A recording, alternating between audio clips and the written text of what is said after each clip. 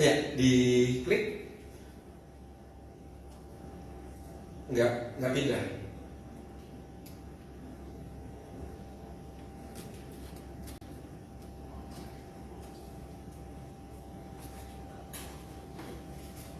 Oh, dia freeze sekali tadi. Oke, nah sambil menunggu, maka nanti akan ada 3 bagian. Kita akan berbicara tentang siapa itu Roh Kudus yang pertama, lalu yang kedua itu apa itu yang dimaksud adil, dan yang ketiga itu daya Roh Kudus yang mendorong kita untuk berperilaku adil. Maka kita akan masuk ke tahap pertama, Roh Kudus dan dayanya. Siapa yang sudah dibaptis di sini? Semua. Pak Asep deh. Udah deh. Kalau kamu pasti ya, kamu udah dibaptis ya. Sudah dibaptis ya. Ada yang tahu ketika kita dibaptis kita menerima karunia apa? Bukannya krisma. Ketika sakramen penguatan ketika menerima karunia Roh Kudus, dibaptis menerima apa? Agak bingung kan? Wis, betul, menjadi anak Allah melalui pembaptisan dalam nama Bapa, Putra, dan Roh Kudus. Itu dia. Maka ketika kita dibaptis, kita juga menerima karunia Roh Kudus yang melahirkan kita sebagai anak-anak Allah. Nah, itu. Maka ini semua sudah dibaptis, semua punya karunia Roh Kudus. Beda nggak karunia Roh Kudus yang saya terima dengan yang Bapak Ibu terima? Saya kan ngomong. So sama gitu. Bapak kami saya enggak. Sama. Nah, dalam beberapa waktu yang lalu dulu ketika orang dididik menjadi calon imam itu selalu begitu ya. Kalian calon imam punya martabat yang berbeda dengan umat awam. Jadi kadang-kadang para frater itu sombong. Saya punya frater yang saya didik itu ketika kuliah di kampus nggak mau dipanggil namanya, panggil saya frater. Karena frater itu adalah pangeran dalam gereja Katolik. Sombong, ngaca kata Mandra ya. Nggak boleh begitu ya. Frater itu bukan pangeran. Frater itu artinya saudara, bruder dalam bahasa Belandanya. Frater saudara artinya apa? Saya saudara untuk semua, baik laki-laki maupun perempuan, baik kaya maupun miskin. Itu makna dari sebutan frater. Maka saya dan Bapak Ibu Romosis dan kita semua baptisannya sama, martabatnya sama. Cara mengungkapkan martabat baptisan dan panggilan baptisan itu berbeda-beda. Itu. Maka kita semua memiliki karunia Roh Kudus berkat pembaptisan. Maka kita akan melihat lebih dalam lagi apa yang dimaksud Roh Kudus, siapakah Roh Kudus itu, dan apa daya yang kita terima ketika kita dibaptis. Nanti akan kita hubungkan dengan dorongan untuk berlaku adil. Oke, lanjut. Kalau kita lihat katekismus Gereja Katolik, ada yang pernah melihat katekismus? Ini bentuknya. Saya ketua komisi kata-ketik, maka saya punya tugas memperkenalkan katekismus. Wah, hafal. Berapa? 350.000 rupiah. Saya pikir pasalnya Pak, ada 350.000 pasal. 1998 50.000, 2024 300.000. Inflasi begitu tinggi ya. Maka ini buku memang mahal, 300.000 sekarang ya. Tapi saya pikir sih online aja lah ya. Bisa ada online-nya. Tetapi mengapa ini penting? Karena katekismus ini lengkap.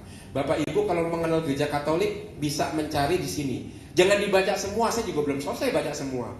Ini ada 3.000 pasal ya.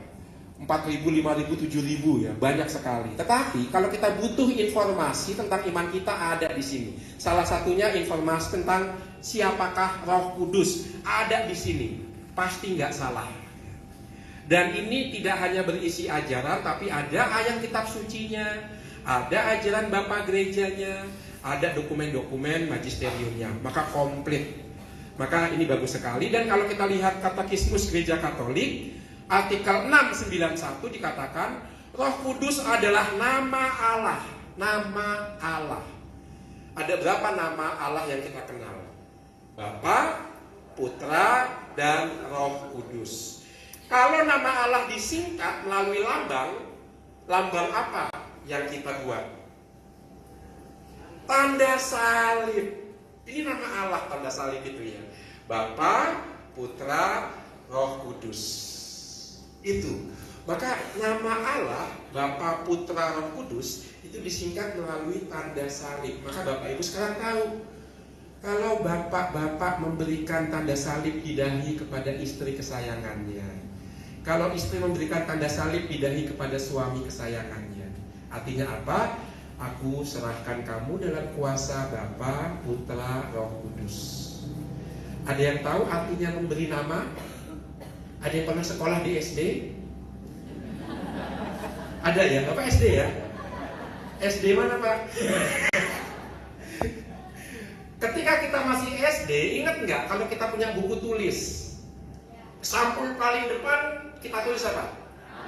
Kenapa tulis nama kita? Biar nggak ketukar sama punya orang lain. Demikian juga kalau kita membuat tanda salib di dahi atas diri kita atau orang yang kita cintai, kita menulis nama Allah loh. Bapa, Putra, Roh Kudus. Artinya orang ini milik Allah. Nggak akan ketukar oleh milik setan. Makanya orang Katolik itu nggak perlu takut kalau lewat kuburan malam-malam. Barang siapa takut lewat kuburan malam-malam, terkutuklah dia. Karena apa? Kita ada nama Allah loh di dahi kita. Ketika kita dibaptis, kita ditulis nama Allah. Artinya orang ini milik Allah. Jangan macam-macam. Allah akan melindungi kita karena kita milik Dia. Allah nggak mau kehilangan satu pun miliknya. Itu. Maka Roh Kudus adalah nama Allah, salah satu dari 3 pribadi ilahi.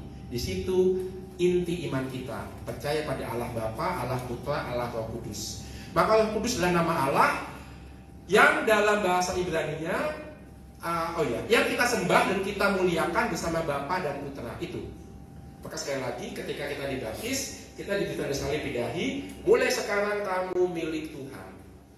Maka kita nggak perlu takut apapun. Kata Santo Paulus, kalau Kristus bersamaku, siapa akan melawan aku? Tidak ada yang dapat memisahkan. Begitu. Maka jangan takut. Nama Allah telah di dahi kita dan dalam jiwa kita. Dan ketika kita sudah dipanggil, Tuhan akan mengambil miliknya kembali kepadanya. Kita tahu kemana kita akan kembali. Kita milik Dia. Oke, lanjut. Nah, kata roh itu berasal dari bahasa Ibrani yang artinya ruah. Ruah ada buku yang kita baca kalau mau lihat kalender liturgi. Ruah itu artinya nafas, udara, dan angin. Itu ruah. Jadi itu bahasa Ibrani. Dalam bahasa Yunaninya pneuma, spiritus dalam bahasa Latin. Maka ruah itu dari bahasa Ibrani, ruah yang mau diterjemahkan dalam bahasa Indonesia roh, artinya nafas, udara, dan angin. Oke, lanjut. Namun dalam bahasa Yunani Roh Kudus juga disebut parakletos, yang artinya yang dipanggil untuk mendampingi seseorang. Parakletos, yang dipanggil untuk mendampingi seseorang. Kletos itu dari kata kaleo. Pikirannya langsung ke bebek. Kaleo itu artinya memanggil, kalein ya. Maka dalam bahasa Inggris dari kaleo menjadi to call. Call, calling, kaleo. Kletos, parakletos, yang dipanggil untuk mendampingi seseorang. Dalam bahasa Latin advocatus. Maka advokat itu artinya Indonesia apa advokat? Pengacara itu yang dipanggil untuk mendampingi seseorang. Ya, mendampingi kemana? Ke pengadilan ya, advokat. Maka itu sebabnya parakletos disebut sebagai roh penghibur atau roh pembela. Dia akan membela kita di hadapan Tuhan. Dia akan membela kita di hadapan penghujat. Siapa penghujat itu? Setan, kok tahu? Karena jahat. Nah, ini ada cerita nih. Setan itu aslinya bukan jahat loh. Kalau kita buka